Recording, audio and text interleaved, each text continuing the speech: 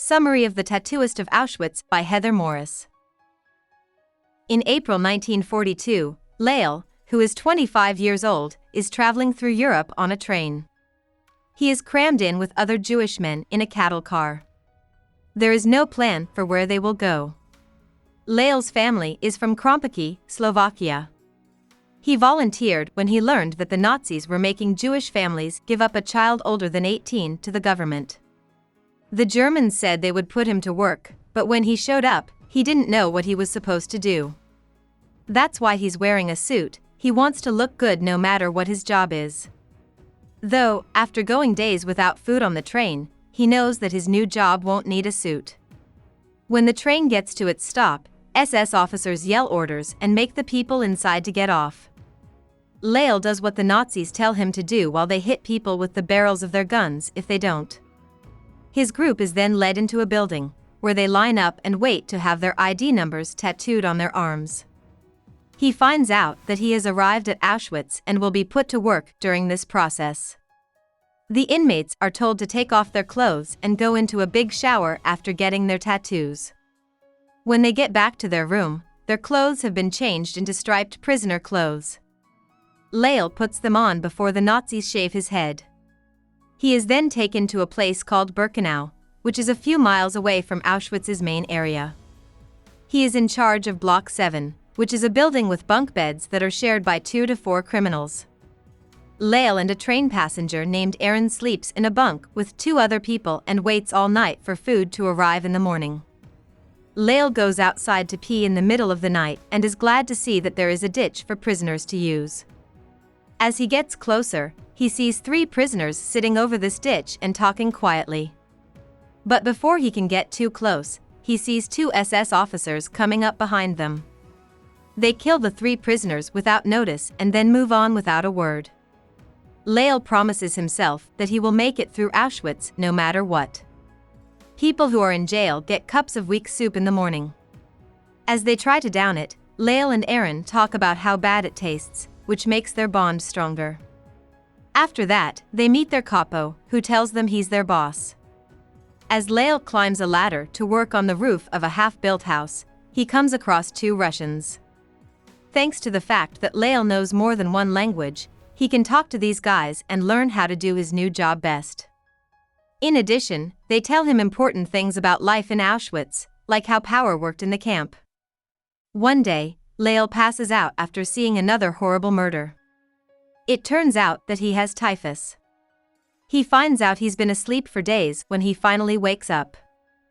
He is helped outside to get some fresh air by an old man who says his name is Pepin. Pepin is the tattooer, which means he tattoos new prisoners. He says that Pepin has been taking care of Lale during the day and a group of criminals in Block 7 have been taking care of him at night. As Pepin walked by Block 7, Lale's body was put on a cart for the dead and dying. Aaron begged the officer pulling the cart to leave Lale, which Pepin saw. The officer said no, but Aaron pulled Lale off the cart when the officer wasn't looking, which Pepin found interesting. He says this is why he chose to help Lale himself. He thought the person must be great if someone was willing to risk their life to save him. Then he tells Lale that he can work for him as a helper and help him tattoo the prisoners. At first, Lale doesn't want to scar people who don't want to be scarred, but Pepin tells him that if he doesn't, someone else will. Also, the person who gets the job probably won't care as much as Lale did. Lale agrees to work as Pepin's helper after giving it some thought. Lale's bunkmates tell him that Aaron was killed by the capo because he tried to protect him when he got back to Block 7. He is horrified as they tell him that they have chosen to keep helping him because Aaron's idea that to save one is to save the world moved them. Lale tears up as he thanks them and hopes that one day he can return them, even though he knows that he probably will never be able to. Lale and Pepin work together and meet the SS officers who watch over their work. One day, he and Pepin are told to redo the tattoos on a group of female prisoners whose numbers have faded. Lale tells Pepin that he can't do this because he has always cared about women, but Pepin says he has no choice. That being said, Lale does his job. As the prisoner works on one of his tattoos, he sees a man in a white coat walking down the line and looking at the women. The man quickly gets to the woman Lale is tattooing and puts his hand on her face. Lale puts her arm around her and tells her to be quiet because she thinks the woman is about to say something. She does what he says, and the man in white leaves after a moment. "Well done," Lale whispers, remembering her number as he looks into her eyes and feels his heart skip a beat. Pepin goes missing not long after this meeting. Lale's boss, Oberscharfer Hausdeck, who is one of the highest-ranking soldiers at Auschwitz, tells everyone that Lale is now the tattooer. Lale accepts this as best he can and asks for help because he can't figure out what happened to his guide. So, Beretsky, the cop who is in charge of Lale, grabs a man named Leon and makes him work as an assistant tattoo artist. That night, Lale finds out that he has his own room in a different block and will be getting extra food, so he starts sneaking his extra food out of the jail and giving it to other inmates. He also walks up to a group of workers dressed in regular clothes and starts talking to two of them. They tell him that they are not criminals but rather local workers who go home every night. Vic and Yuri are the names of the guys who give Lale some meat. Lale cuts it up and shares it with other prisoners.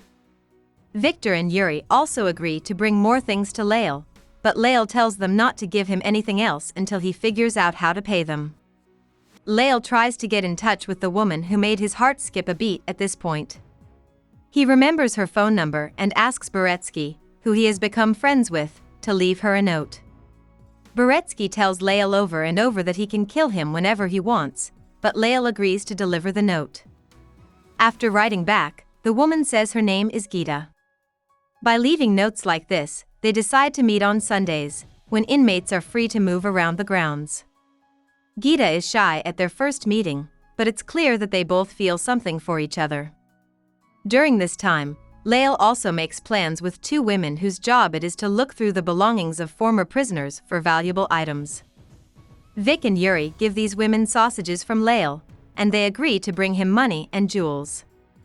He starts trading by giving Victor and Yuri valuable stones and money in return for food like chocolate, sausage, and other foods that he distributes around the camp, making sure that Gita and her friends have plenty.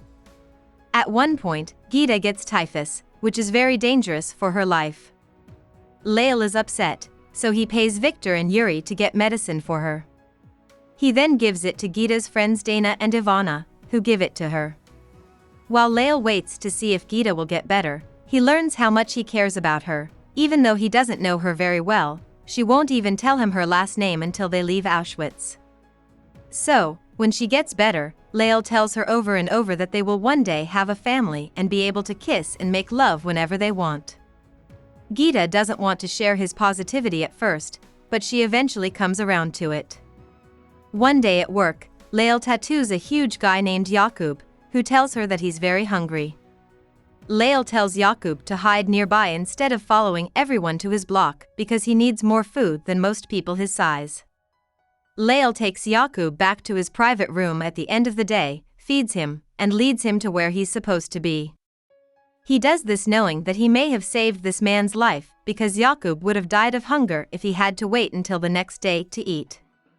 At this point, Lale and Gita's bond is very strong. You can even start having sex with Gita because Lale pays her capo to let them hang out alone in her block. This makes Lale stronger and more determined to stay alive. During this time, though, he goes into his room and finds that two Nazis have found the money and jewelry that he keeps under his mattress. The police take him to a punishment block in the camp, which is a place where prisoners are often abused and killed. He is put in a cell and waits for the door to open again. When it does, he is shocked to see Jakub there. When Jakub walks in, he says that the Nazis made him the torturer because of his size. He says that it is his job to get Lale to say the names of the prisoners who helped him bring in illegal goods. But Jakub tells him that Lale shouldn't say the names when the Nazis come in and watch the beating. Even though Jakub wants to be nice to him, he says he's ready to kill one Jew to save 10 others. When it's time, he whips and hits Lale, but he makes the punishment look worse than it is. He then turns to the cops watching and says he's sure Lale doesn't know the names of the people who helped him. Lale is very surprised that this gets him out of jail and back to his old job as a tattoo artist. When whispers spread that the Russian army is moving forward, the SS officers get tense and quickly destroy the camp's records. During the chaos, Izita and many other female inmates are pushed through the snowy gates. She yells to Lale that her last name is Furman right before she is swept away. Soon after, Lale is put on a bus while the camp becomes a mess because Nazis are randomly shooting prisoners. Next, he is taken to a new prison camp in Mauthausen, Austria. There, he impresses a guard with how well he speaks German. Lale agrees to the guard's offer to take him to a better camp in Vienna. At the same time, Gita and 3 Polish women get away by running across a snowy field while she is confused. By going to a nearby house to get help from people who live there, they avoid being seen by the Nazis and get help from Russian troops, who drive them to Krakow and put them up with the sister of one of the Polish women. Gita then takes a truck driver to Bratislava because she is also from Slovakia, like Lale. Lale hides the fact that he is Jewish at the Vienna concentration camp because it is only for prisoners who are not Jewish. Lale doesn't get into much trouble because the owner of this camp is very old. The guy can actually get away through a hole in one of the walls and not even look back. As he runs through the woods, he meets a group of Russian troops who then tie him up. Because he speaks so many languages, they take him to the chalet they've turned into their headquarters and tell him he will be the link between the soldiers and the women in town. They promise to feed, house, and dress him well in exchange for paying the women in town to come to the chalet for parties. Lale gives women jewelry and money to spend the night with troops in this role. And because he's so nice, he's pretty good at this job. The Russians soon trust him enough to let him drive himself into town. He takes this chance to get away and drives into town, parks the car, steals a bike, and then sets off. He finally gets home after a long, hard trip and finds that his sister is still living, but his older brother has died and no one knows where his parents are. He goes to Bratislava because he has heard that a lot of Slovakians have been coming out of the prison camps and into the cities to find Gita. For 2 weeks, he waits at the train stop every day in the hopes of seeing Gita, but he never does. But one day, as he walks down the street, he sees her. She gets down on her knees next to Lale and tells him she loves him. He then asks her to marry him. Yes, she says, I will. About the author. Heather Morris was born in Te Awamutu, New Zealand. She spent most of her childhood in the village of Pirangia, where she lived with her parents and 4 brothers. Morris liked telling stories as a child, but she didn't do very well in school and didn't care much for writing down her thoughts. Then, when she was young, she went to Melbourne, Australia, and that's where she met her future husband. They had 3 kids, 2 boys and a girl. After taking their kids back to New Zealand to raise them, the couple moved back to Melbourne in 1987. In 1991, Morris chose to go to college because she felt she had missed out by not going earlier in her life. This is why she chose to study in political science at Monash University. From 1995 to 2017, she worked as a social worker. Morris also studied scriptwriting at this time, which is why she first tried to turn The Tattooist of Auschwitz into a film when she met Lale Sokolov in real life in 2003. Over the next 3 years, Morris became friendly with Lale, and she went to see him a lot to listen to his story and gather information that she could use to tell it to more people. Morris first wrote the story as a script, but she couldn't find anyone to make it into a movie. So she chose to write it as a book instead. The Tattooist of Auschwitz is a New York Times hit that has sold more than 1 million books. Hope we summarized it fully and you liked it. Please hit the like button and subscribe to our channel so that we are motivated to create more videos.